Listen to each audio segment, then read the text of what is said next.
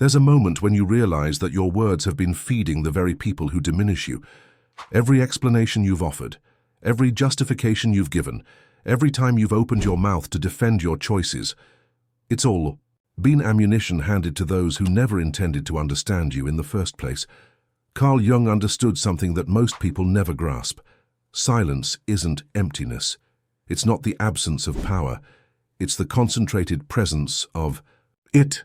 When you stop explaining yourself, when you stop filling every uncomfortable pause with nervous chatter, when you learn to hold your tongue while others reveal their true nature, you become something far more dangerous than loud. You become unpredictable. The world is drowning in noise. Everyone is desperate to be heard, to be validated, to prove their worth through the constant stream of words pouring from their mouths. They mistake volume for substance, chatter for connection, and in their desperation to be seen, they reveal everything. Their fears, their insecurities, their strategies, their weaknesses, all laid bare in their need to fill the silence. But you've learned something different. You've discovered that the person who speaks least often holds the most cards. While others exhaust themselves trying to convince the world of their value, you've realized that true power lies in being unreadable, in keeping your thoughts locked away, where they can't be dissected, manipulated, or used against you. This isn't about becoming cold or distant. This is about recognizing that your silence makes you dangerous because it forces others to confront their own discomfort with uncertainty. When they can't predict you, they can't control you. If this resonates with your journey toward psychological strength, let me know in the comments below and consider subscribing for more insights into the hidden dynamics of power and human psychology.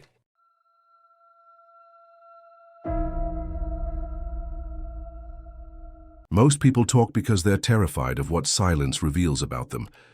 They fill every moment with words, opinions, explanations, and justifications because in the quiet spaces between conversations, they're forced to confront the uncomfortable truth that they might not be as significant as they pretend to be. Listen to the people around you. Really listen. Notice how they dominate conversations, not to share wisdom, but to avoid the anxiety of being overlooked. They interrupt, they over-explain, they repeat themselves, they seek constant validation through verbal approval. Do you know what I mean? Don't you think, am I right? These aren't questions seeking genuine dialogue. They're desperate attempts to confirm their own existence through your attention. The weak speak to escape their own irrelevance. They mistake being heard for being important, confusing noise with substance.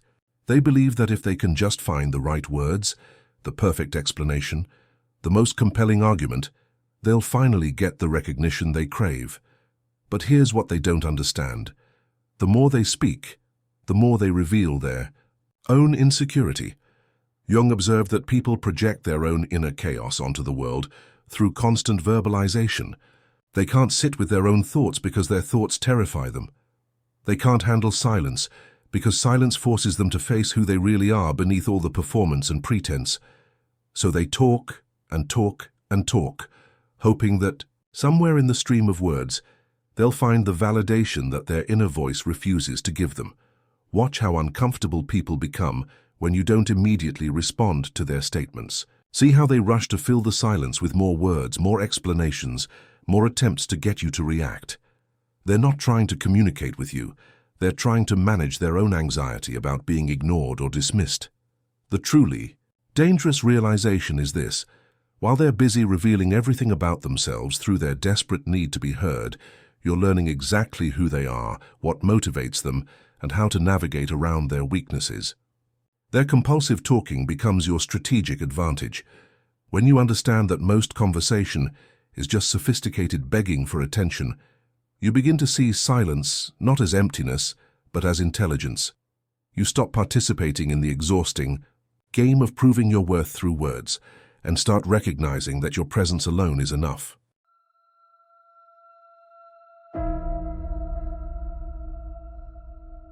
Carl Jung spent decades studying the parts of ourselves we refuse to acknowledge, what he called the shadow.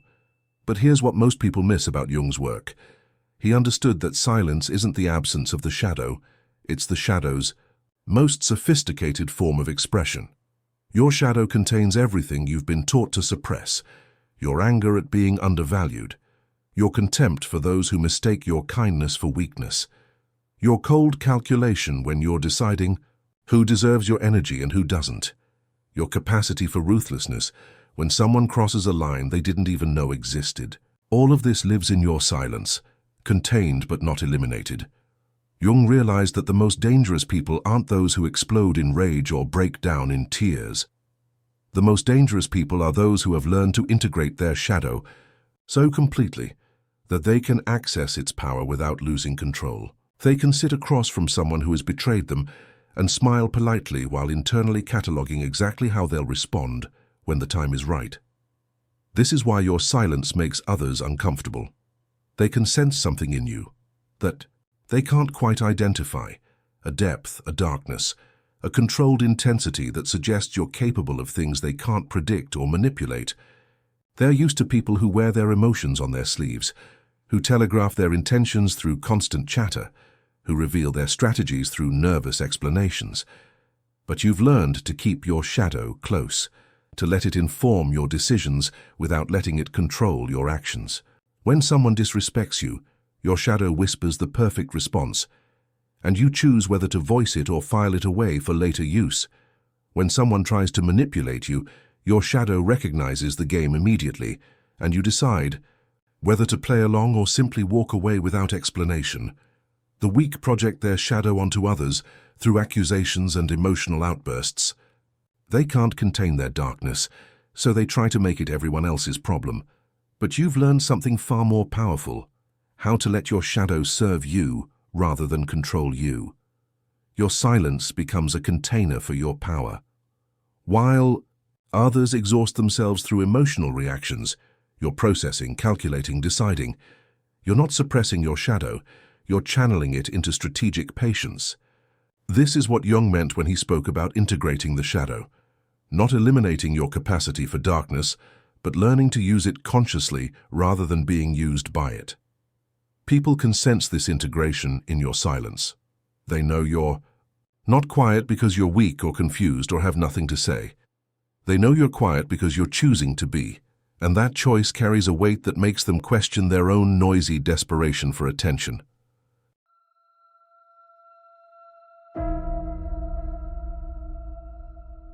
There's a profound difference between being ignored and being invisible by choice.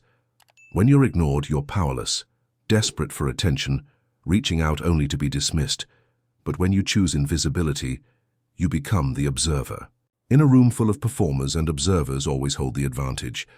Strategic invisibility isn't about hiding or withdrawing from life. It's about positioning yourself where you can see everything while revealing nothing. It's about becoming the person others forget is in the room until they need something, and by then, you've already catalogued their every weakness, alliance, and hidden agenda. Think about the last meeting you attended, the last social gathering, the last family dinner. While everyone else was competing for attention, performing their personalities, trying to prove their worth through clever comments and loud opinions, what did you see? You saw who interrupts whom, who defers to whom, who's really in charge, despite not having the official title, who's insecure about what, who's lying about what, who's afraid of whom. This is the power of strategic invisibility. While they're all focused on being seen, you're focused on seeing. And seeing clearly gives you options that the attention seekers never have. When you're strategically invisible, people reveal their true nature around you because they don't see you as a threat. They don't feel the need to perform or compete with you because you're not playing their game of social dominance. They relax their guard, drop their masks, and show you exactly who they are when they think nobody important is watching. But here's where it gets dangerous. They underestimate you completely. They see your silence as passivity. They mistake your observation for absence. They assume that because you're not fighting for the spotlight, you don't have the capacity to claim it when necessary. This is their fatal error.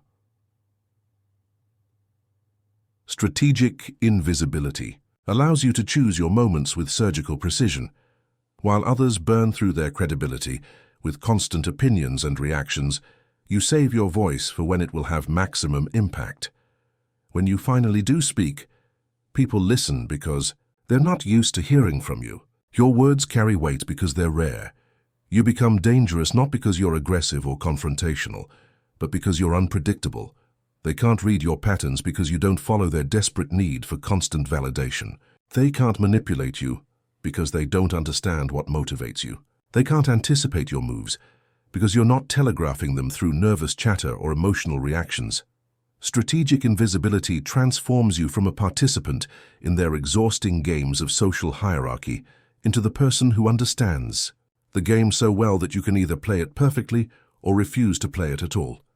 Either choice is yours, and that freedom is what makes you truly dangerous to those who are trapped in their need to be seen.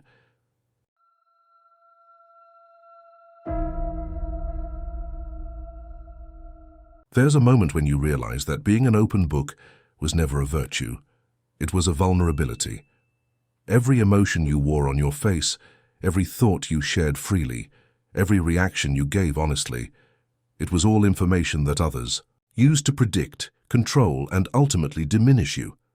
When the world can't read you, something fundamental shifts in every interaction. People who used to push your buttons discover that your buttons are no longer accessible. Colleagues who relied on your predictable responses find themselves dealing with someone they can't quite figure out. Family members who knew exactly how to guilt you, manipulate you, or get a rise out of you suddenly find themselves talking to a stranger. This unreadability isn't about becoming cold or emotionless. It's about developing what Jung called psychological sovereignty, the ability to choose which parts of yourself you reveal and when.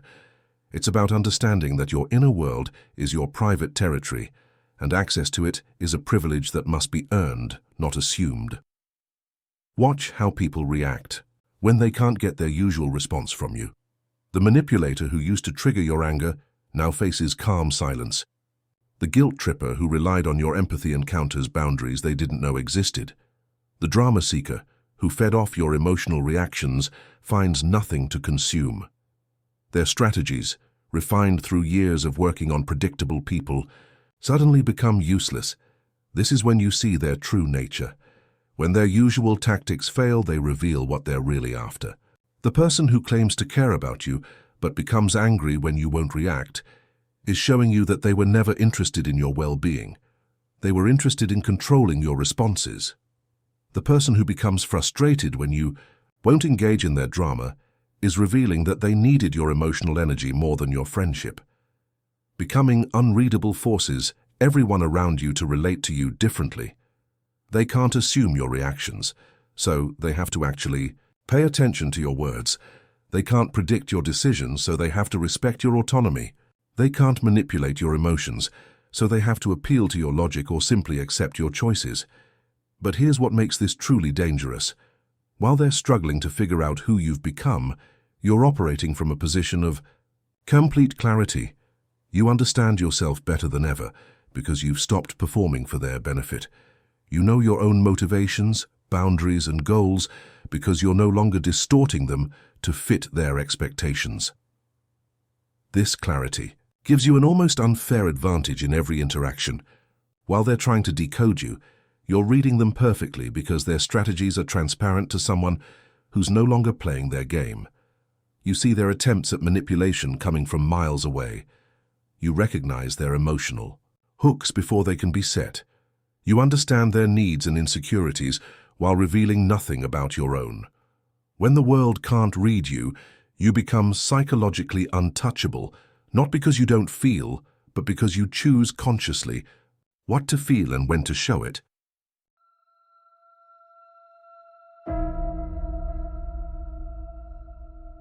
The most devastating weapon you possess isn't your anger, your words, or your ability to fight back. It's your capacity to withhold your presence entirely, to become absent while still being there, to remove your energy from someone's life, so completely that they feel the cold emptiness where your attention used to be. This is the final evolution of dangerous silence. It's not just about staying quiet or being unreadable. It's about understanding that your presence, your attention, your energy, your engagement, is a resource so valuable that withdrawing it can destroy someone's sense of reality more effectively than any argument or confrontation ever could. Think about the people who have hurt you, dismissed you, or taken you for granted.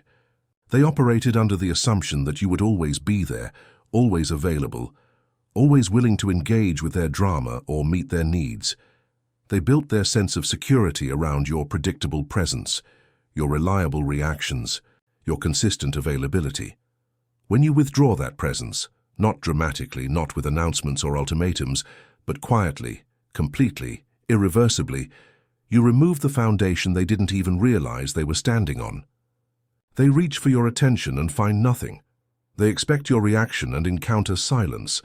They assume your availability and discover you've become unreachable. This is psychological warfare at its most sophisticated level. You're not attacking them. You're simply no longer feeding the dynamic that allowed them to treat you poorly. You're not punishing them. You're just refusing to participate in patterns that diminish you. You're not trying to hurt them. You're protecting yourself by making your energy unavailable to those who have proven they don't deserve it. The most dangerous part of withheld presence is that it forces people to confront what they've lost without giving them a target to blame or a way to fight back. They can't argue with your absence. They can't manipulate someone who's no longer there to manipulate. They can't guilt-trip someone who's withdrawn their emotional availability entirely. Jung understood that the shadow contains not just our capacity for aggression, but our capacity for complete detachment. When you integrate this aspect of your shadow, you discover that you don't need to destroy your enemies. You can simply remove yourself from their reality so thoroughly that you become a ghost, haunting their memory of what they had and lost. This is why silence makes you dangerous. Not because you're planning something terrible, but because you've learned that the most powerful response to being undervalued is to become unavailable. The most effective way to deal with those who don't appreciate you is to give them the opportunity to experience life without you. Your dangerous silence isn't a threat, it's a promise. A promise that you value yourself enough to remove your presence from those who can't recognize its worth. A promise that you're done explaining, justifying, or performing for people who were never really listening anyway. When you master the weapon of withheld presence, you become truly untouchable because you've learned the ultimate truth. Sometimes the most powerful thing you can do is simply disappear from the lives of those who never deserved to have you in them in the first place.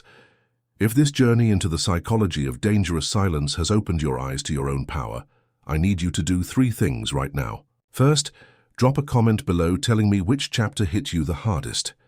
Was it realizing how the weak use noise to hide their irrelevance, or discovering how your shadow can become your greatest strategic advantage? Second, subscribe to this channel because this is just the beginning of exploring the hidden dynamics of psychological power that most people never understand. And third, like this video to help it reach others who are ready to stop explaining themselves to people who are never listening anyway. Your silence is your strength, now use it.